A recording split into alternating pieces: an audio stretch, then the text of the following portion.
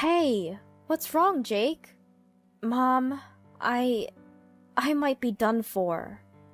Our son Jake was hanging his head at the entrance as soon as he got home. My husband and I were shocked by the scene.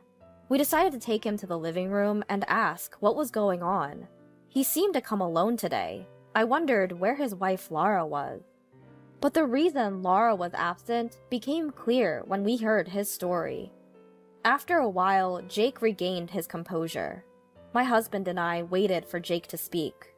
Sorry for coming home so suddenly. I just can't take it anymore. What happened? And Jake, have you lost some weight? Yeah. He was always thin, but now he looked sickly thin. It wasn't normal. Then Jake revealed the reason behind it. Actually, it's because of Laura. Laura? What happened? Right now, she's taking most of my salary. What? Most of your salary? Is Laura handling the finances? Yeah, you know I've always been bad with money, right? So I thought it would be better if Laura managed it. But recently, the money she's been giving me has been decreasing, and I can't afford lunch. Then she said she's been saving money because the electricity bill was high this month, and that she had to use the money to repair the vacuum cleaner. I couldn't stand it anymore and complained, but she said it's my fault for not earning enough. I see. Jake, you're pathetic. So you're saying you've been doing whatever Laura tells you? If you're the man of the house, you need to take control. If not, the situation might get worse. I know. What my husband said was true. If you just follow your wife's orders, it can lead to misery. Although it might be harsh for Jake, who's mentally weak right now, he has to understand it. Jake seemed to understand as he was silently nodding. Then, Jake told us something else. Remember you said I looked thinner? It might be because I've been surviving on instant noodles for all 3 meals. You can't eat only instant noodles. No matter how convenient it is, you need to get proper nutrition. But all I'm given is instant noodles. It seems like Jake has been given only a small amount of money for the last month, and has been provided only with instant noodles for lunch. Ever since Laura suggested they needed to save money, Jake has been putting up with it. Of course, he tried to object, but the fact is that he was the one who asked Laura to manage the finances. It might be difficult for him to complain, given those circumstances. But, considering the situation, he can't dwell on that right now. Anyway, you're staying with us tonight. I'll give you a proper meal and even pack a lunch for work tomorrow. Thank you, Mom. With a sigh of relief, Jake, with tears streaming down his face, thanked me. Apparently, he told Laura he'd be staying at his parents' home for a while. In hindsight, it would have been better if he had confronted her about the difficulties of their current living situation. But given Jake's mental state, that was all he could say to her. It was my first time seeing Jake so broken down. I can't even begin to imagine the amount of stress he must have been under. After that, he ended up staying at home for a while, and due to his poor health, he had to take a leave of absence from work. When Jake took this leave, I learned that he had recently been going to the hospital. He said it was due to stress, so the hospital had advised him to take some time off. However, Jake had a fear of what she might do to him if he took a break from work, so he had continued working out of habit, which resulted in his current state. During Jake's leave of absence, he was living on disability. At least being at home meant he could save on meals, which he said would be a big help. But what's more important is that we still need to do something about Laura. However, there is something I'm worried about. If I get involved, it could potentially make things worse. Maybe they can resolve it by themselves. For a moment, the thought crossed my mind that it might not be good for me to intervene, but I quickly dismissed such thoughts. Jake was desperate enough to come to me in such a state, and it's not a situation where I could afford to hesitate. I should do what I can for Jake. Just then, I received a call from Laura. Hello, Laura?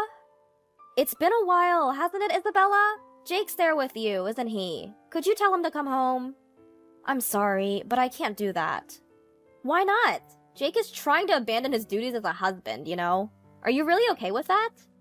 I don't think it's a matter of me being okay with it or not. If I just send him back, I don't think it will solve anything fundamentally. How about we set up a meeting to talk about this in the near future? And not just with me, but with your parents as well, so we could all sit down and discuss this. Oh, is that so? I see. So, you're not planning on sending Jake back, are you? Understood. I have some ideas too then. We'll talk again soon. With that, Laura hung up the phone. She has some ideas. That phrase stuck with me. What could Laura possibly be planning?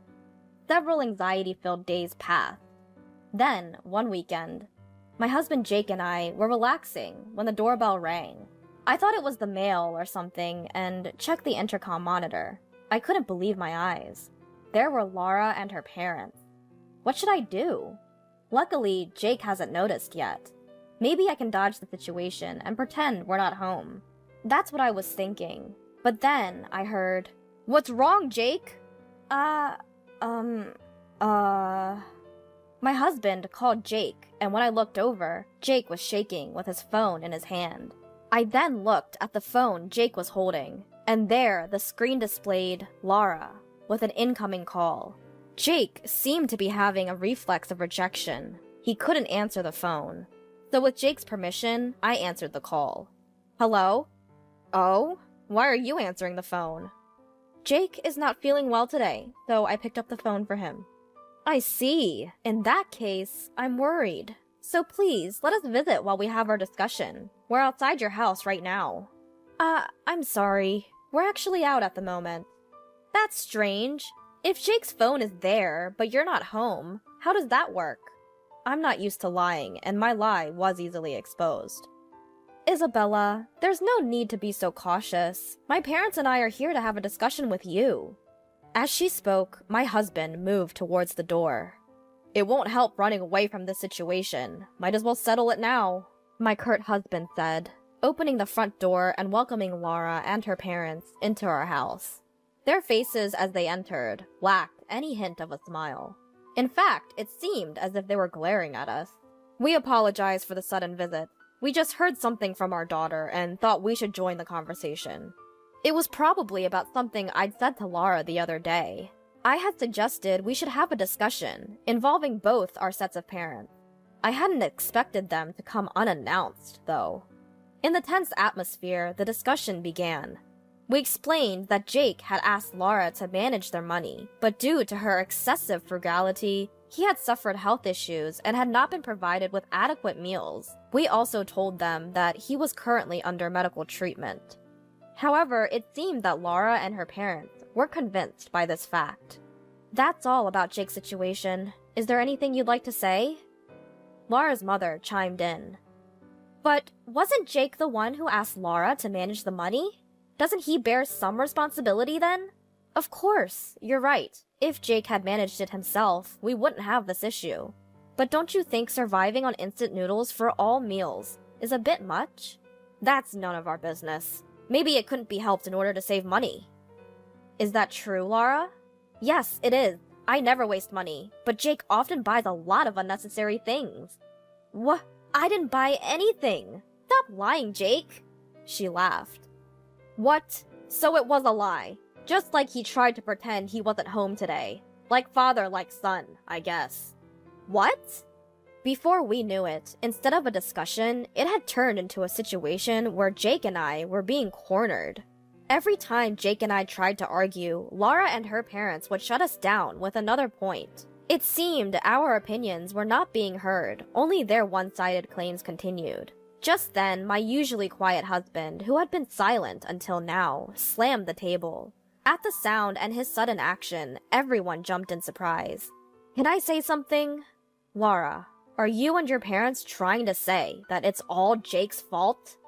I'm not saying that. I just think that if they are a couple, then they should lay everything out on the table and have a good, honest discussion. Then they might be able to get along again. Lay everything out. I see. I understand. You might be right. What? I'll talk to Jake again here. So, would you be willing to set up another discussion on a different day? I think everything will be clear by then. It seems you're a reasonable man, sir. All right. I apologize for my previous rudeness. How about 2 weeks from today for the next meeting? I don't think it's good to leave it too long. Sounds good. That will be sufficient. And so it was decided that the meeting would take place at a later date, as my husband had suggested. After the three of them had left, I turned on my husband furiously. Why would you say such a thing? It's as if you're admitting that Jake is in the wrong. Calm down. I didn't think Jake was at fault, nor did I particularly want to smooth things over. Then why? Don't you find it strange? Why go to such lengths to make up with Jake? Huh? She brought her parents with their complaints, all with the aim of reconciliation. In a situation like this, I wouldn't even consider reconciliation. He had a point. If they cared about their daughter, they would either discuss divorce or approach the situation more calmly. Perhaps there was another objective. As I pieced together the situation, I realized one thing. What makes Jake so essential to Laura and her parents? The first thing that came to mind was money. From what Jake had shared, he had a pretty decent salary. However, he couldn't go against Laura, so he wasn't able to get allowances or such. In that case, Laura and her parents might be depending on Jake's money. But recently, he had switched to disability benefits and had a separate account for his salary. If that's the case, they must be in trouble. Perhaps they made contact because they wanted Jake to come home quickly and secure his salary. After discussing with my husband, we reached that conclusion and immediately told Jake. Jake, if this continues, you'll be drained by that family. I think it's better to make a decision before that happens. I'm sorry, but this is something only you can decide. So think it over carefully. I understand. It was a hard decision, but Jake also had to move forward. Making decisions for oneself is crucial. About a week later, Jake came to a conclusion. Mom, Dad, I'm getting a divorce. My husband and I embraced Jake, honoring his decision and the courage it took. It wasn't an easy thing to do. He must have thought about various things. Whether this is the right decision or not, we don't know. But we will understand as we continue to live. At least, I thought it was a good decision. Then, we started helping Jake prepare for the divorce.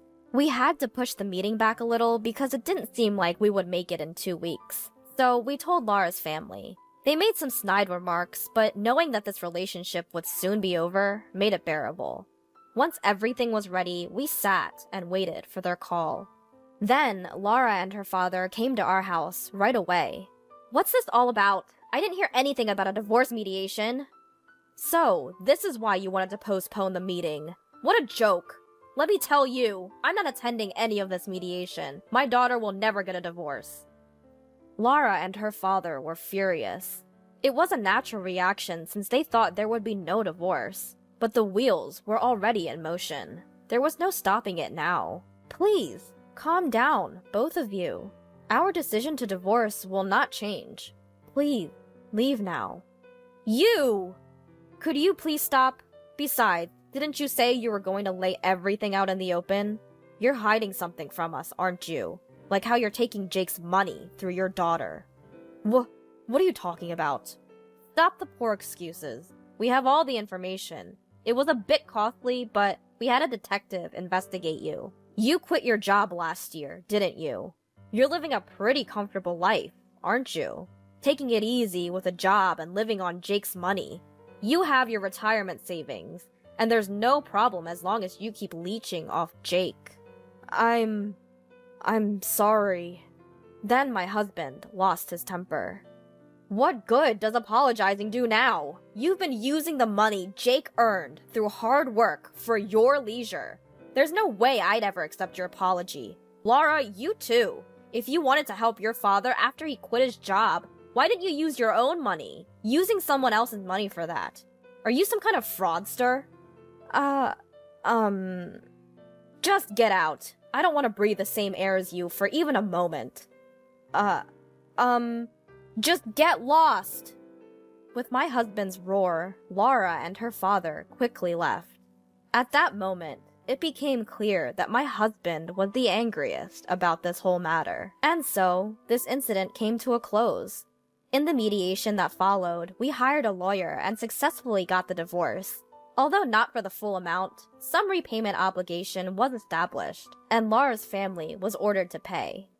After the divorce was finalized, Laura and her father immediately started looking for full-time jobs. Due to his age, it seems like he is having a hard time finding work.